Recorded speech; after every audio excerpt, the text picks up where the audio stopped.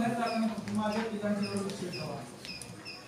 मग ते शेजारी याचं कारण असं होतं की त्या पिकांना खाऊ घालण्यासाठी ती कोंबडी एखाद्या झाडात झोपात जाते आणि झाडात झोपात गेल्यानंतर ती त्या पिल्लांना खाऊ जमा करण्यासाठी त्या मग्न झालेले असतील. मग त्या कोंबडीवर त्या पिल्लावर हल्ला करणारी मुंगसा असतील, कुत्रा असतील, घार असेल, त्या कोंबडीला जागा करण्यासाठी कोणीतरी असावं लागतं घरामध्ये. त्यावेळेस दुसऱ्याने त्या कोंबडीला आवाज असा करावा लागतो किंवा छोटं म्हणावं लागतं.